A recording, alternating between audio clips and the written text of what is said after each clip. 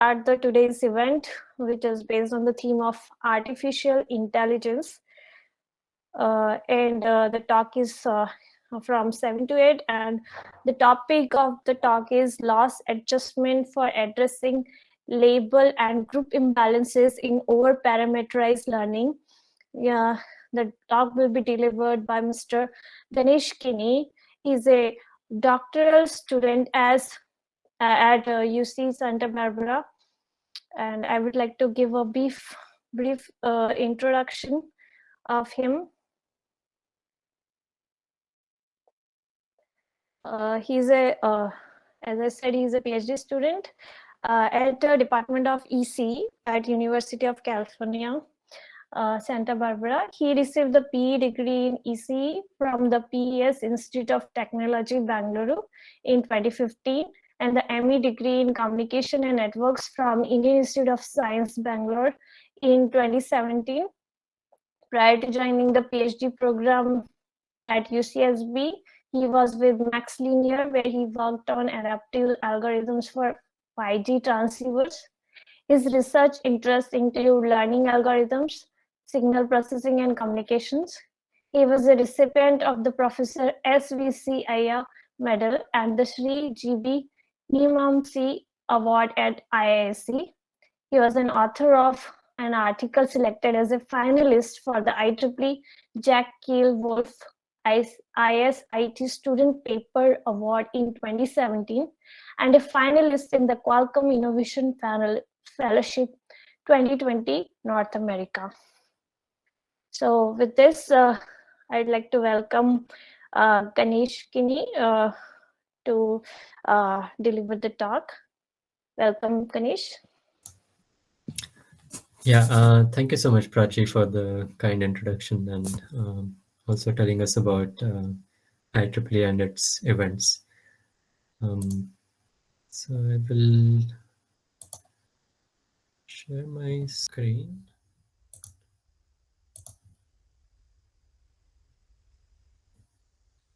Yeah, I believe my screen is visible to you all.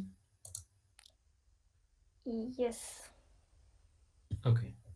Yeah, I guess if not, you can pin on the presentation. Right. Right. Yeah. Hi, everyone. Good evening. I'm Ganesh. I'm a PhD student at UC Santa Barbara. I'm very glad to be speaking at this event organized by IEEE-IISc Communications Society.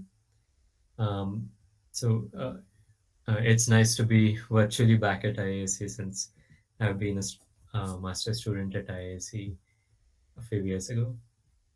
So I'll be discussing today about a recent research interest that we have been studying. It's on the loss function modification for addressing label and group imbalances in overparameterized supervised learning. So firstly, I'd like to say that most of the contents of this talk are either from or related to our recent paper that is shown here. This is joint work with my collaborators, Orestes, Samit, and my advisor, Christos. We have a preprint on archive as well, which I welcome all of you to take a look if you find the topics of this presentation interesting. So we'll get started. So let's try to understand the problem statement in parts, starting with what's known as the problem of label imbalance. So training data can be regarded as the fuel that drives supervised learning tasks. I'll be using the terms label and class for imbalances interchangeably, but we can assume that they refer to the same entity. So learning under data imbalances is often an important aspect of equitable learning. One example where such a problem occurs is when the real world test data could be labeled balanced, but the available training data is not balanced. Perhaps data on certain classes was easy to collect, um, whereas data on certain other classes was not. we still have to work with the data that we have and hope to achieve our test objectives. Another important aspect is when even though test data may not be balanced itself, we may still need to ensure similar performance for all classes, whether majority or minority. So when we are talking about label imbalance learning, first question to ask would be how do we assess the performance of a model? The most common metric that we typically use in classification tasks is the accuracy, the classification accuracy. Simply put, it's the fraction of times our model classifies our test examples correctly. So let's do a simple thought experiment here.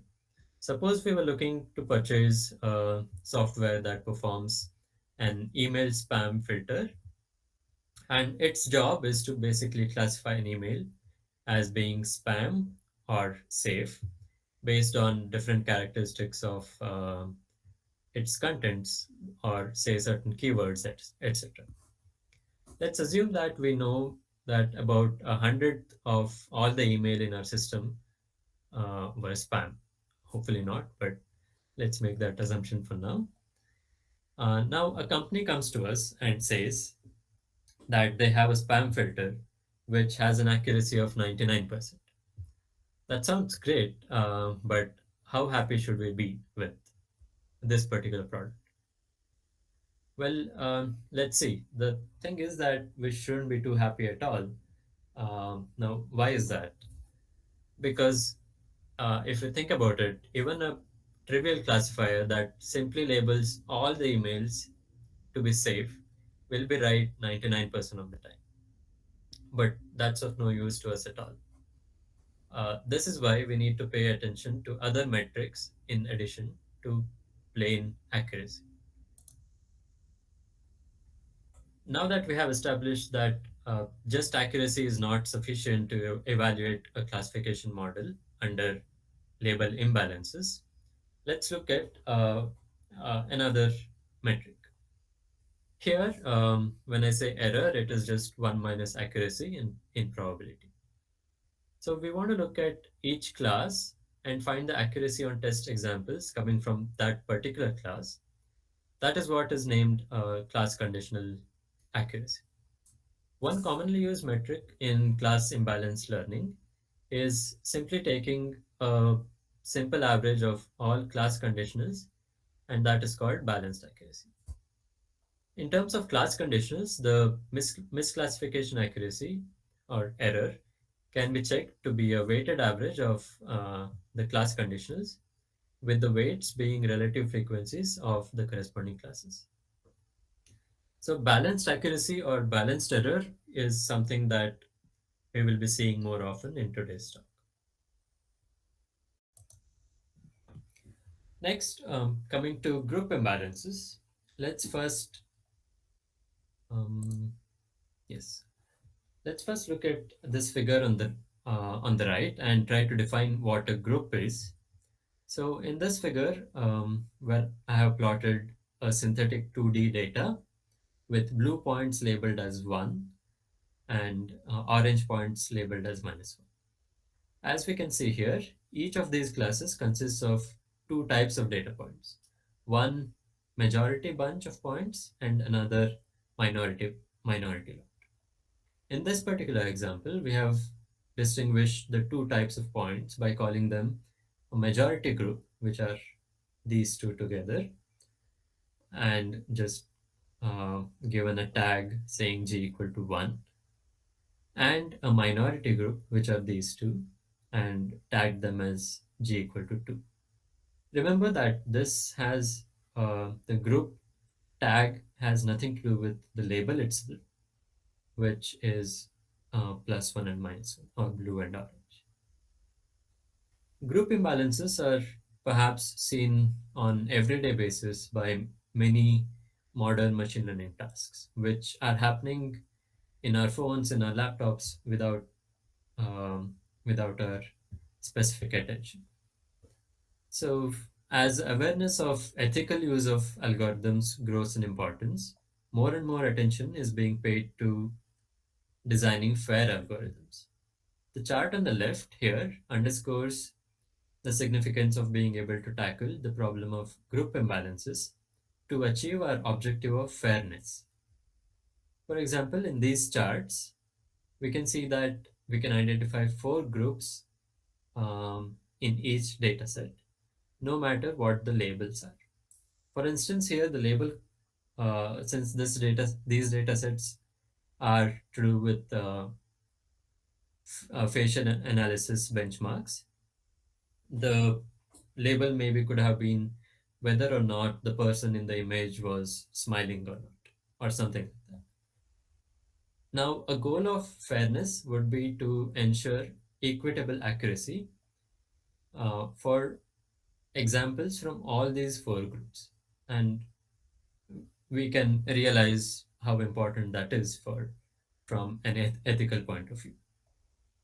So even though there is an imbalance in the data collected um, to form our data sets, which we can clearly see here that certain standard data sets have quite severe group imbalances.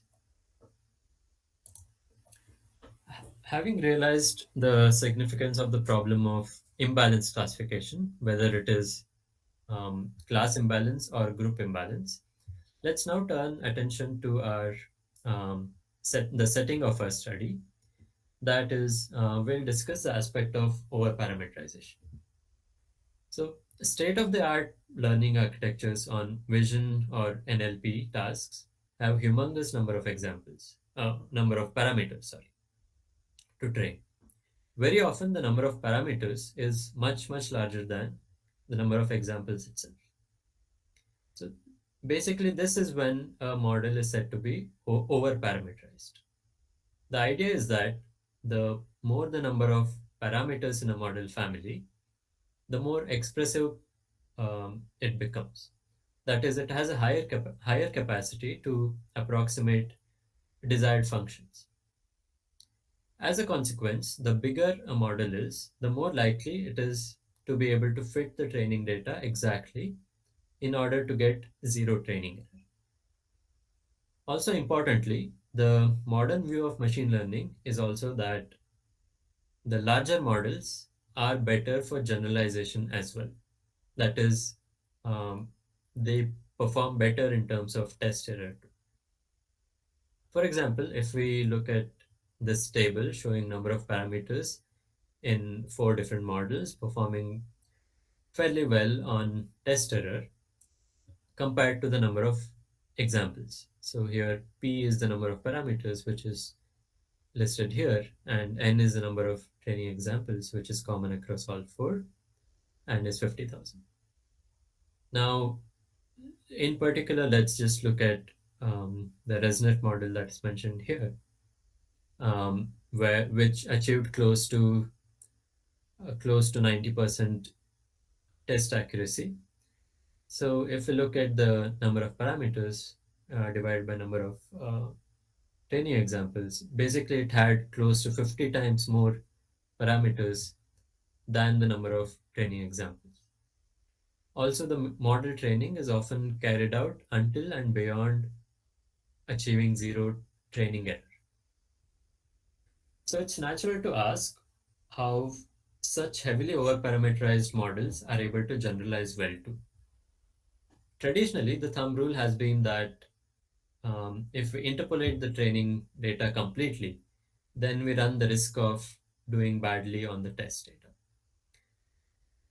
This phenomenon has been called overfitting, and rightly so, that we don't want to fit our model to the training data too much and do badly on the test data. We are okay if we sacrifice a little bit on training accuracy because it doesn't matter at all. But we final objective is to do well on the test accuracy. So this is depicted by the graph on the left here, where as we increase the approximation capacity of the model, which we can simply think of as being a representative for the number of parameters, the risk or test error initially improves due to better approximation, but because when the number of parameters is too low, the model is too simple to capture any good enough relationships between input and labels. And therefore, we are not able to um, explain all the training examples well, which means our training error is quite high. But as we increase the number of parameters, our function becomes more flexible, and we are able to we are able to fit more training examples, and therefore the training error as well as test error both reduce in this regime.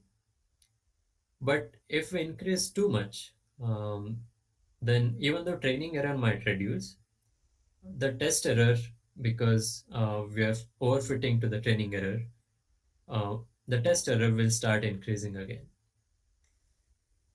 But in modern deep learning architectures, a curious phenomenon called the double descent has been seen recently, which says that beyond this classical U-shaped regime, uh, in which if we increase the capacity of the model too much, then our performance became worse and worse. So beyond this, if we increase further, then there is a fall once again in the test error, which is why the name double descent. That is, there are two descents in the test error.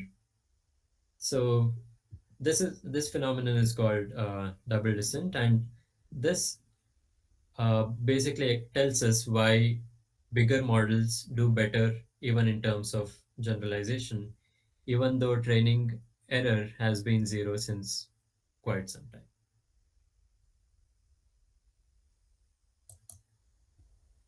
So, a very interesting and important question to ask is why we don't suffer from overfitting when we train overparameterized models.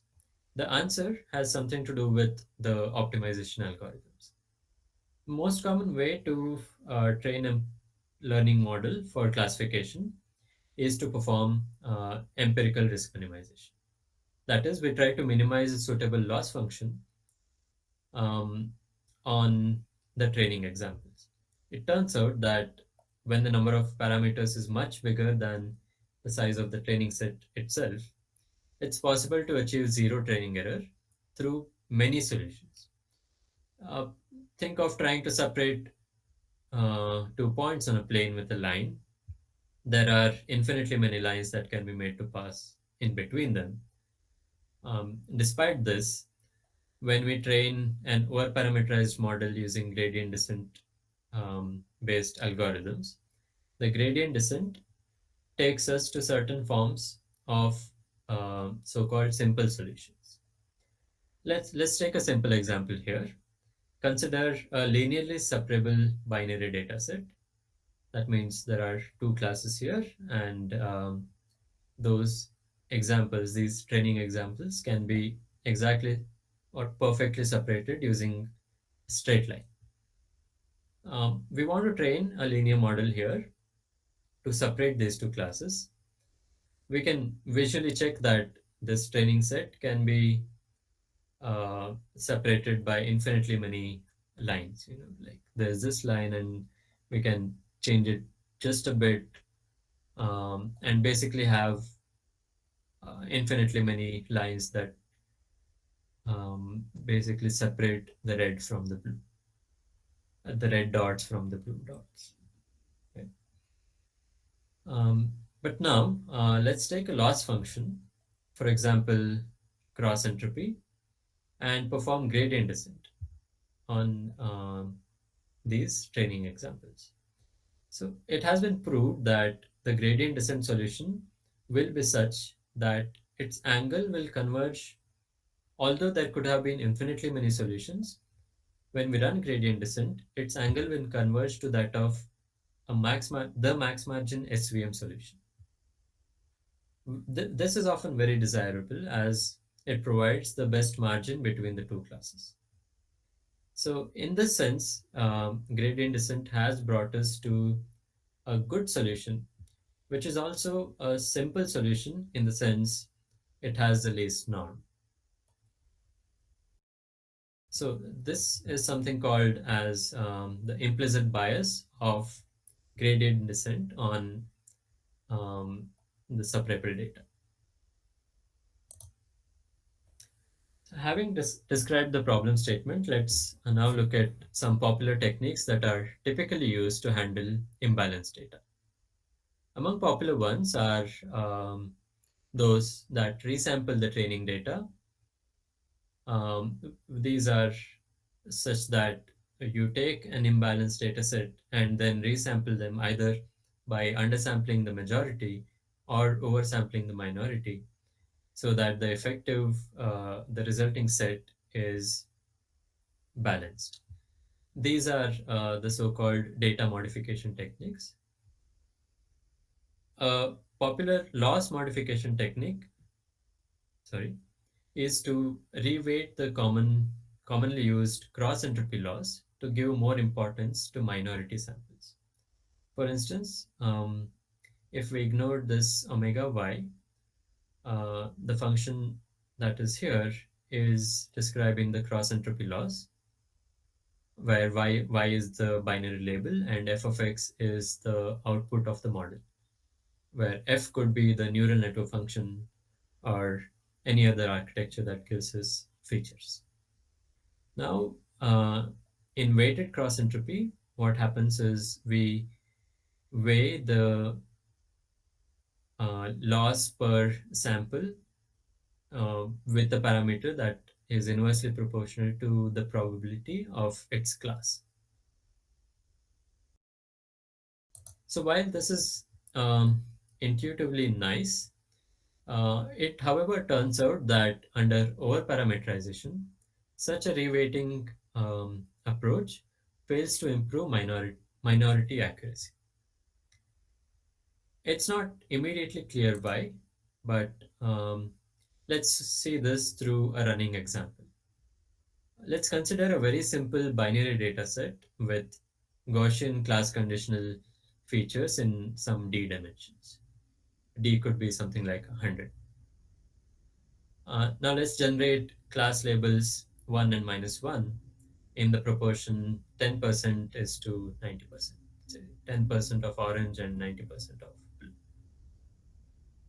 We will use n training examples, again of the order of say 100. Now we want to fit a linear classifier using p out of d total number of features, and we will vary this p.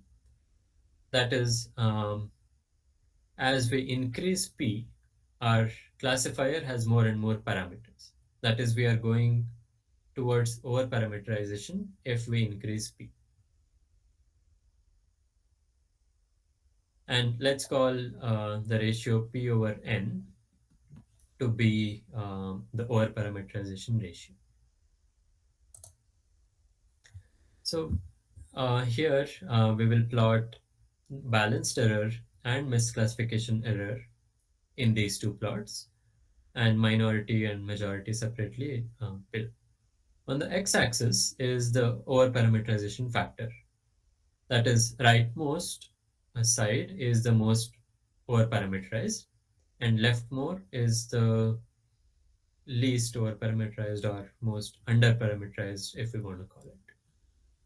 So although not plotted here, the training error basically starts from something non-zero, and if we increase as we increase the number of parameters, that is, we go right on x-axis, the training error will drop down to zero, and it will reach zero at this vertical dotted line, which has been calculated from the simulations, and it will remain zero to the right of it. So essentially, in these plots, to the right is the overparameterized regime.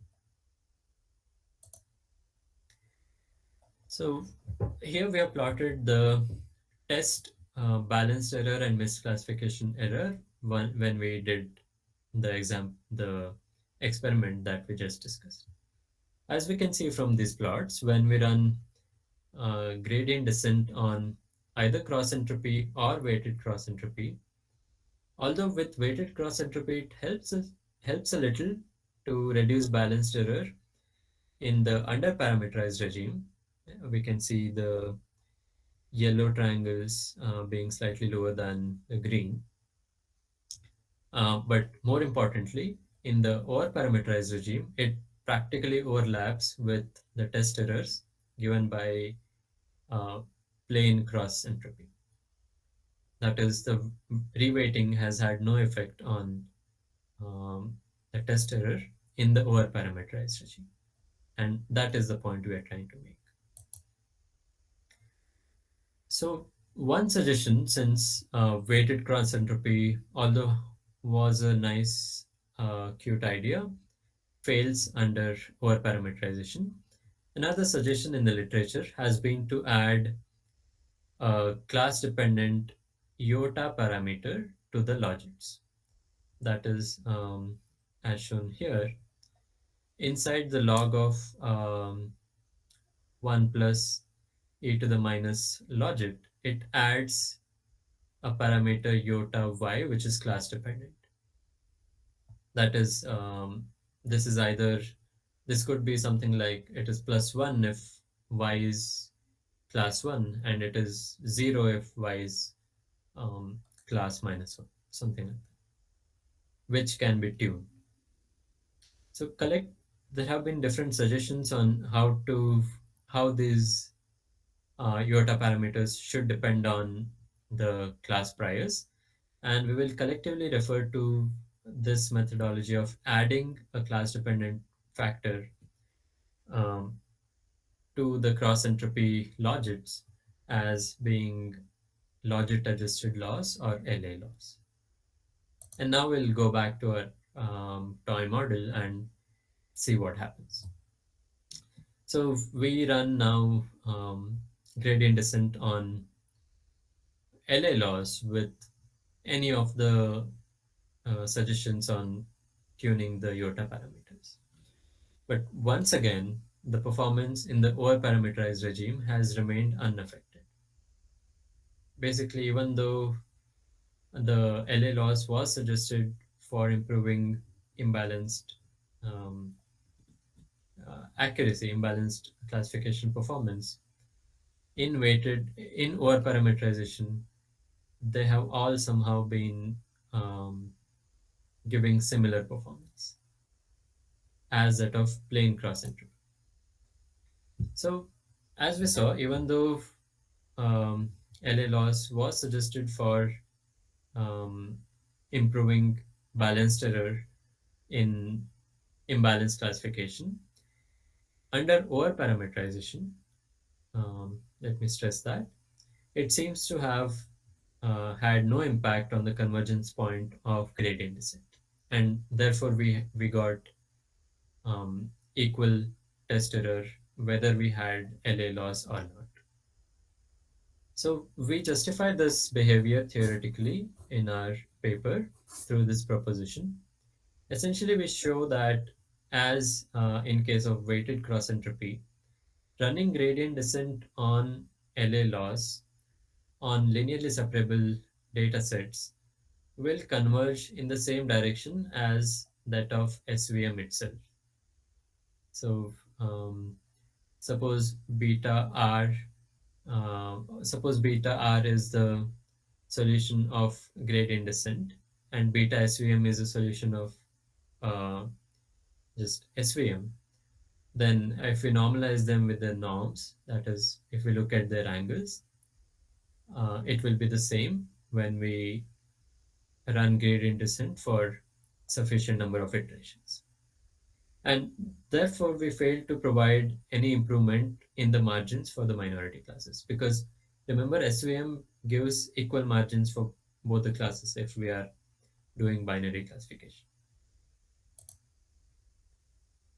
So as a fix, we introduce a new loss function called vector scaling loss, or the VS loss, which is this, which in addition to the additive parameters iota y also has a class-dependent multiplicative factor delta y in the loss. We will now see their individual rules. A good first question is, where does gradient descent on VS loss now converge? We saw that with additive adjustment, there was no effect on the convergence point, and it simply converged to SVM just like the cross entropy. We show in this theorem that the VS loss with the parameter delta converges to something called the cost sensitive SVM, or in short CSSVM, with the same parameter delta. The benefit of such a cost sensitive SVM is this. So in brief, the CSSVM can be tuned to change the margins of the two classes by tuning the parameter delta. And this is an important step in connecting the VS loss to improved margins for the minority classes. So if we can say in this figure, let's say red is majority class examples and blue are minority class examples. The cyan straight line has is the SVM separator that we get if we just run SVM.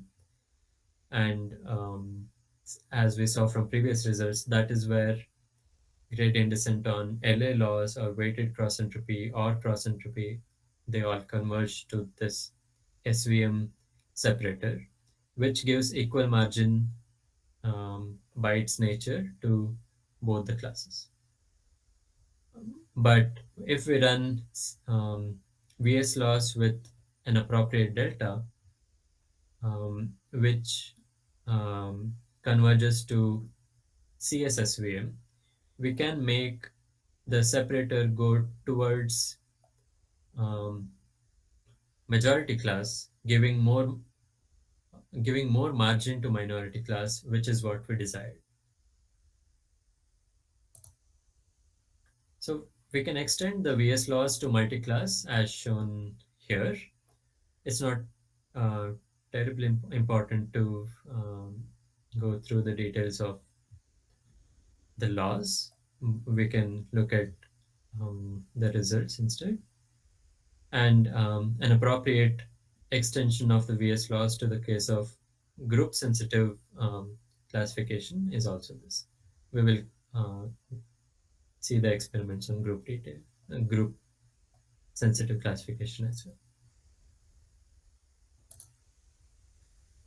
Finally, coming back to our example, when we run gradient descent now on VS laws with appropriate delta parameters, we can see that while weighted cross entropy as well as all the LA losses collapse to the SVM solutions, VS loss, however, converges to the CSSVM, the cost sensitive SVM, which is tuned here to reduce minority class error significantly, and as a result, reduce the balanced error as well.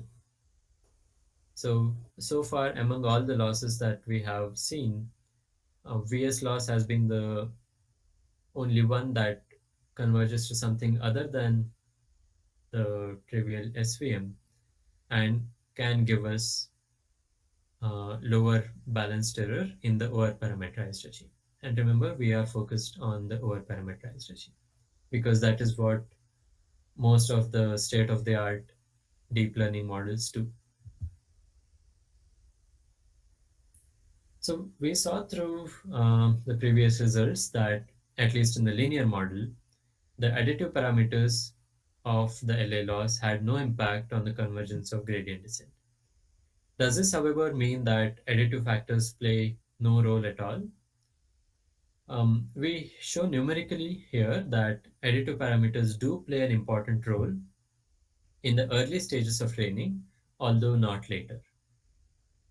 This observation led us to notice that appropriate additive factor can be added to VS loss so that it can be made to converge even faster to CSSV.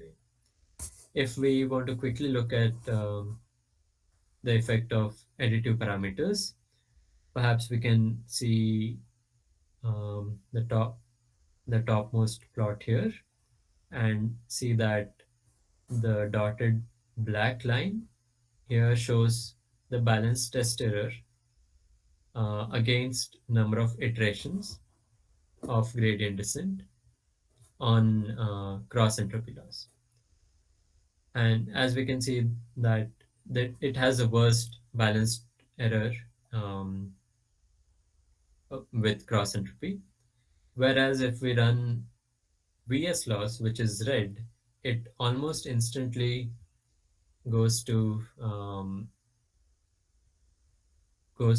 very low, probably the least possible among these losses of balanced test error.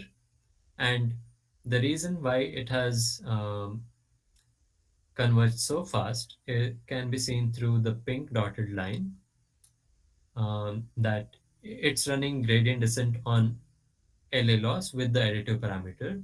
That although towards the end, when we train it deep into what we call as terminal phase of training, where the training error has been zero since a long time, towards the end, it goes back to where the cross entropy went, but somewhere in between, LA loss did have a positive impact in the sense it was close to low balanced test error as well.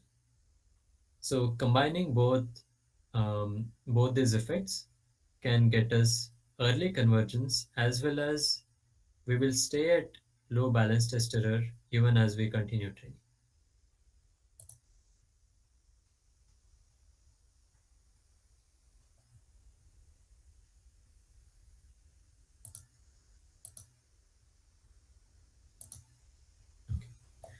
Now, enough of toy models, simple experiments, or linear models. Now we will uh, look at the experiments that we conducted on real world um, data sets with state of the art deep learning architectures, which are not linear at all, very non-linear, to prove the practical benefits of the VS laws. Let me remark here that linear models were useful in the analysis of the convergence and so on of the losses, because for deep learning models, because of all the nonlinearities, the analysis becomes intractable. Now, however, we will show that the loss is in fact practical even in deep learning models. So first, with label imbalance, we consider CIFAR 10 and CIFAR 100 as the data sets. We modify the training data to introduce step and long tail imbalances as shown here. Step basically means that say out of 10 classes in CIFAR 10, 5 of the classes have the same number of examples, and let's call them majority, and 5 others have far lower number of examples, 100 times lower to be precise. Um, so it basically resembles a step. Long tail would be that out of the 10 or 100 classes in CIFAR 100 and 10 in CIFAR 10, the number of examples decays exponentially like this. And the test data is balanced. So balanced CIFAR 10 or 100 respectively. We use ResNet 32 architecture and implement stochastic gradient descent, um, as do the standard models, on VS loss and the other existing losses as the baselines. So as we can see from the results in this table, VS loss, which is shown here at the end, outperformed the other losses uh, and resampling to achieve the best balanced accuracies across all experiments. And the hyperparameters here were tuned to achieve this balanced test errors. So in group sensitive classification, we use a data set created by a recent paper. It's essentially a set of pictures of birds. The labels are either that the bird is a water bird or a land bird, which are separate characteristics of the birds themselves. And the groups are decided by the label, that is, whether it's a water bird or a land bird, along with the background itself, which is either water or land. We can think that we expect majority of the water birds to have water in the background and land birds to have land in the background and so on. In group imbalance, often one is interested in minimizing a metric called difference in equal opportunity, which is essentially a fairness terminology. Now, it's basically looking at the difference in accuracy for the different groups belonging to label one. Um, just in short, we want this difference in equal opportunity to be close to zero. That is, if we achieve zero, then um, something is said to be equal opportunity.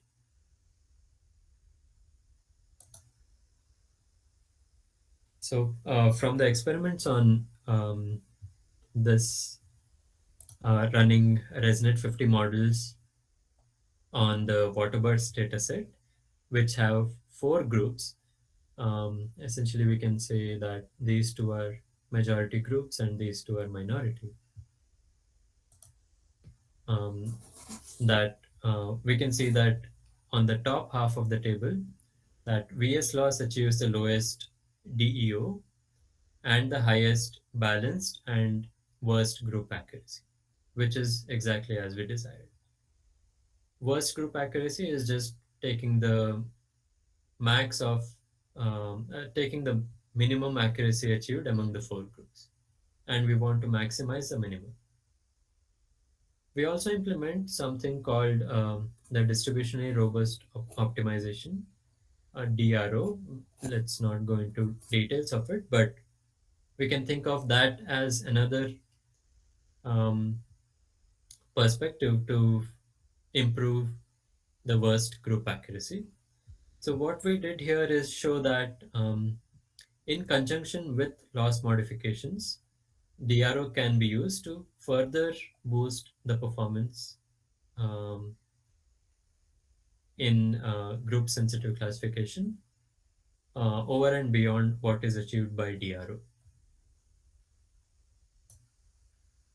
And we also we also have precise generalization error analysis for the VS loss with linear models on Gaussian mixture data, which essentially we can exactly predict what the generalization errors in either balanced or misclassification accurately.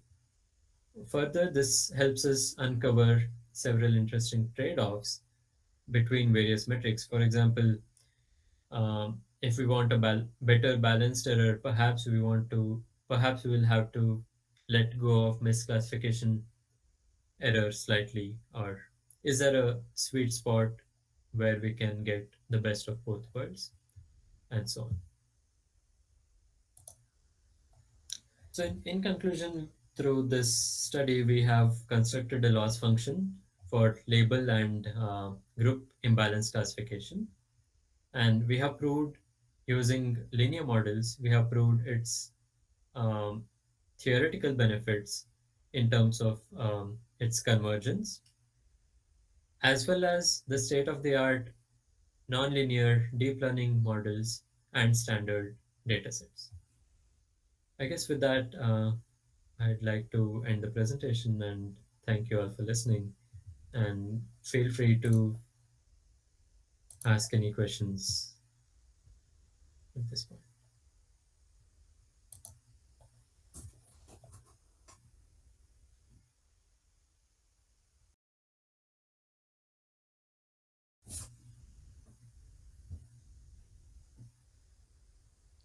Hi everyone. If anyone has any question, can raise the hand.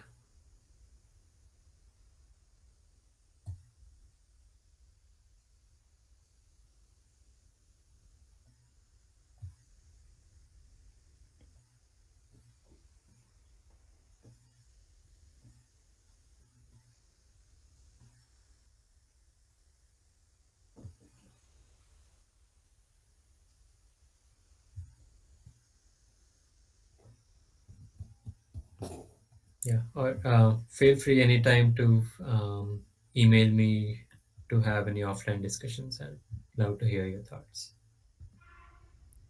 Okay.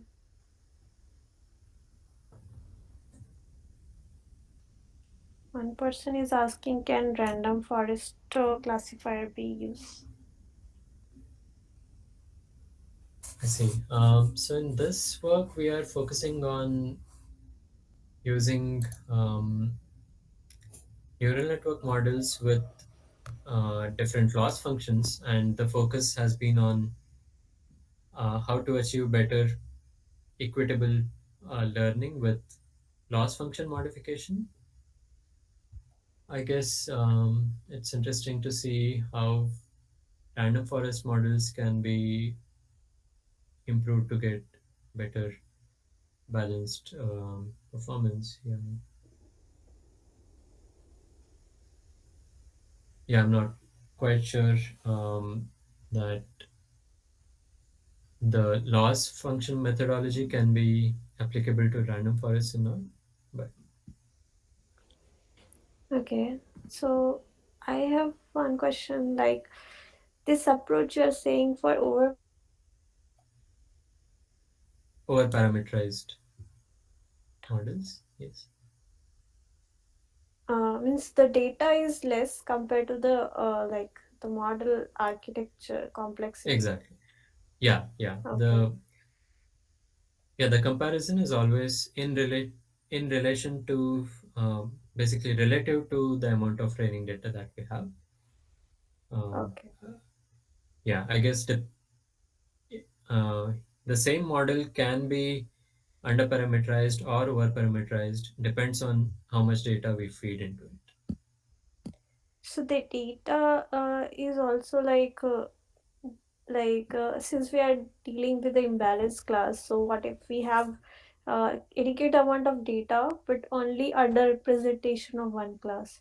So that will that also be coming into the over parameterization side? That's a good question. So we have the same amount of data, but yeah, I guess if we consider over-parameterized models such that number of parameters is far greater than training examples, even with imbalance, it will be over-parameterized. Essentially, the check will be to see whether the training error goes to zero or not. Okay.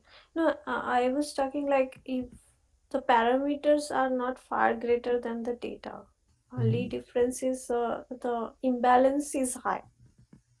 Okay. So it's simpler to see in like simple data models where we can analytically calculate where is the uh, transition from underparameterized to overparameterized. But in nonlinear models, essentially we'll have to see whether the training error will be zero or not. I guess there's no uh, direct way to say whether it is overparameterized or not. Okay. Hey Ganesh, it's Aditya here. So I had a Hi. question relating to the extension of your analysis. So your analysis was done on the linear model, simple linear models initially, and you Right. extended that to neural networks. So are you assuming that the neural network will make the data separable and then it will be applicable, your analysis that you've done on the linear models? Yeah, that's a, really nice question. The similarity is that um, we will consider neural network models where the training error uh, is zero, which means if we look at the uh, last but one layer, that is the layer, the last hidden layer, the features extracted by it uh, can be thought of as being fed to the final fully connected layer, right? So we can think of that as the linear model. And therefore, since the training error is zero, then basically the features have been extracted such that they are linearly separable, Okay, got it. Thanks. right? Okay, Yeah. so that is one part, saying that the features are linearly separable. However, where it differs from the assumption, which requires uh, more involved tools for analysis, is that with the features that are extracted, it's not clear whether the test and the training feature distributions will remain the same or not. Okay. So Okay. that's an open question. Yes. Okay. Okay. Thanks. Thanks. Thank you, Ganesh. It was very interesting talk, and it is like a real challenge, like even I am facing in my work, an imbalanced data set. So Oh, I found it very interesting. Thank you. oh, that's nice. I'd love to talk to you more because I have only worked with imbalanced data sets for this problem, and perhaps if you have more insights, that will be helpful to me as well. Okay, yeah, sure. I work with the speech data. I Uh, see. where I have to compare whether two segments are from the same speaker or not. So often I was facing the issue that there were more like regions where, like in an audio, when we are doing any conversation. So my Hmm. task is to find the regions of same speaker and give them same label, and if they are different, then give them different label. So as like there are more cases where I find the regions of same speaker, so there were more same I see. speaker than different. So it was creating imbalance where I was trying to learn a similarity kind of metrics. So I was trying Okay. that weighted approach, but it was not working that greatly, like that well. Okay. So maybe I Yeah. will. That sounds like a problem to which PS laws could be used. Okay, Mhm. Yeah. I'll Yeah. go Maybe through we can the talk more. work. I'll go through your work and I'll catch up with you. Of course. Yeah. Thanks. Yeah. I'd love to see your work as well. Yeah, sure. Okay. So can you stop presenting? I was trying to present. Yes. Yes. So this is one plot we have made for you for giving your time for presenting here. Oh, it's been my pleasure. Yeah. Thank you. Yeah. Thanks a lot. Yeah. So we have one more talk. So you can stay for that as well. Yes, of course.